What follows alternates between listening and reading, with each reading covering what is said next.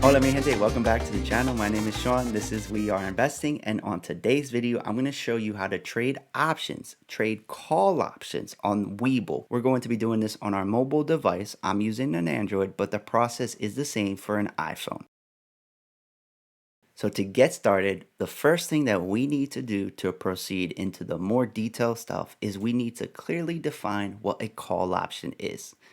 A call option gives you, the buyer, the right to buy 100 shares at the strike price at expiration or before expiration, but not after expiration. After the expiration date, the contract, the call option, expires and it becomes worthless. So with that being said, a call option is a bullish trade. You, as a buyer of a call option, have to think that the stock price is going to be higher in the future. And Webull charges $0 in commissions for options trading. And if you sign up with the referral link down below, you will get 10 free stocks. Highly recommend it. It's free money. The referral link is down below in the video description. Sign up, deposit $100, and you will get 10 free stocks. Now let's proceed with buying a call option in Webull and some things to consider before buying a call option. This is off the cuff. I haven't looked at any of these stocks beforehand. I'm just doing this with you live in front of the camera. So if we know that a call option is a position that is a bullish trade and we think the stock needs to move higher in the future, there are two things that you can do. You can either think that the stock is going to continue on a rally, it's going to continue on an uptrend, or you think that the stock is going to rebound. So let's proceed by thinking that a stock is going to rebound. Let's take a look at the top losers here.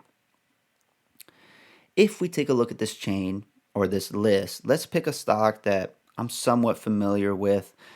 Let's take a look at STNE because I know that this stock was very popular last year. By taking a look at the charts, let's say that we think it's going to get back to this price here at around $30 a share. So the stock is going to be more than a double from the current share price. Let's say we think that that's going to happen within the next year. We want to give ourselves some time to let this play out. We don't want to be so aggressive with our expiration date that the move happens, but it happens after expiration and we're not going to be able to capitalize on that. So, to get into a call option, all you have to do is hit the options chain. When you're here, there are some things to take a look at. On the left, first and foremost, we're dealing with call options. So down below, I only have call options selected. You might have puts, might have both, depending on your preference, but I have calls only selected. Now on the left are the days until expiration. So that April 1st is 5 days away, and the April 14th is 18 days away. Call options that have W on it, or expiration dates that have W included, those are your weekly options. Not every stock is going to have weekly options available. If they have options, they're going to provide the monthly, and sometimes you will also get weeklies included. This stock does have weeklies, and that's based off of volume and interest. Now, let's say that we want to proceed with buying a call option, but we want to give ourselves close to a year out. We can do that January 2023 call options. So we'll click on that expiration. Now, the dollar amount on the left here is your strike price. And what you can see here is we have a $3 strike, a $5 strike, a $10 strike. If we go to a different option, you can see that there are different strikes. Strikes can be different between expiration dates. But let's say that we're going to proceed with this January 20th of 2023 expiration date. Now, if you want to see more strikes in Webull, you can hit the slider in the bottom right, then click on strikes and adjust that. I'm going to keep it at the current setting. Now, because we hypothetically think that this stock is going to go up to $30 a share, we need our break even to be at $30 or less. And taking a look at the strike prices, if we were to buy that $30 strike, the premium is currently 75 cents. So in that case, our break even would be $30.75. That's not something we would want to buy because we think that the high is $30 and then we wouldn't be profitable off of that trade. Instead, what we can do is we can pay a little bit more for this option and get a strike price that is closer to the current share price. We can even go and get something that is deep in the money, like that $3 call option. So what I'm going to show you in this video is the difference between buying something that is deep in the money versus buying something that is out of the money. So let's proceed with the $15 strike, which is out of the money because the current share price is $12.30. The first column is your bid. The second column is your ask. The difference between that is the spread between the bid and the ask. Somewhere in that area is where you're going to get your order filled. The closer to the bid, the better for you as a buyer. Taking a look at the last price, that is the price that somebody last paid for this options contract. The volume is how many of those options were bought in a day. The open interest are how many of those options are currently being held by somebody. Implied volatility and the Greeks we're not going to dive more into. If you want to learn more about that stuff, then I highly recommend you check out the other video where I went into more detail regarding options trading. And I also uploaded a video going into detail with options Greeks. But let's say that we want to proceed with this $15 strike. What we're going to do is we're going to click on it. We're going to then unlock our screen. And here's the screen where you're going to then proceed with buying this call option.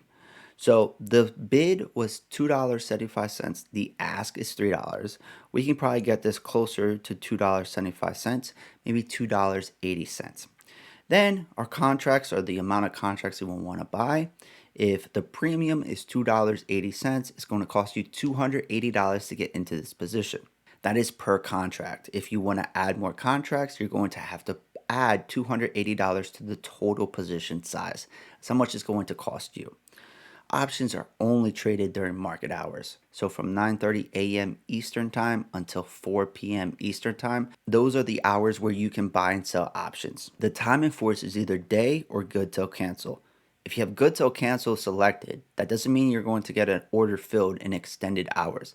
It just means that it's going to continue to try to get your order filled the next day, the day after that, up to 60 days. After 60 days, it cancels the order and you're going to have to replace it. If you're good with your option, what you can then do is you can click on single option up top and you're going to get your risk profile for that call option. And we're going to do this for something that is in the money as well.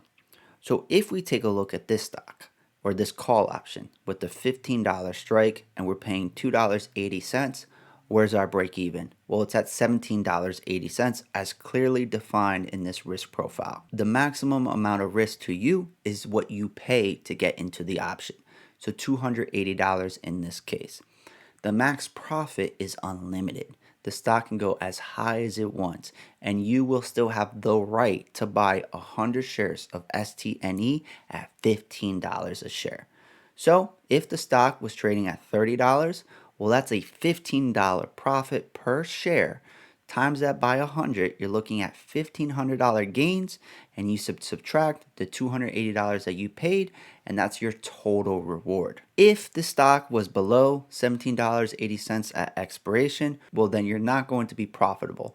But you don't lose all of the money until the stock is below the strike price, so $15. If at expiration in a year from now, STNE is below $15 a share, then you're going to lose the max loss, which is what you pay to get into this contract, which is $280. Now notice here, your max loss occurs at $15 a share.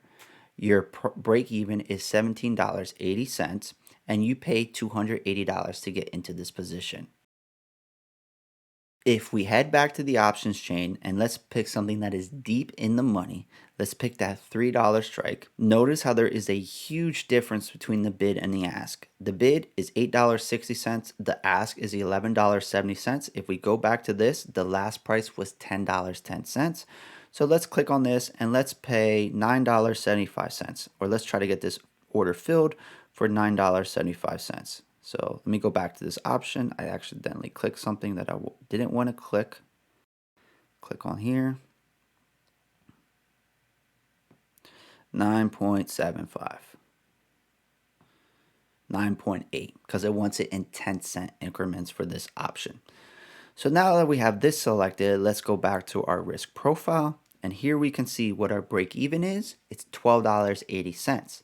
That's a lot closer to the current share price of $12.30. So for this option, If it just goes up a little bit, we're going to be making money off of this option, where the other one needed to be much higher. It needed to be close to $18 a share. Our max loss on this one is higher because we paid more to get into the position. It's $980 as opposed to the other one, which was under $300. Our max loss for this contract is higher. It's $980 as opposed to $280 for the other one, but our break even is lower. And in this case, we don't actually experience our max loss unless STNE is below $3 a share, where the other one was $15 a share. So this option obviously comes with far less risk, but you're going to be paying up for that option. You're going to have to pay more to get into that. The max profit is unlimited on both.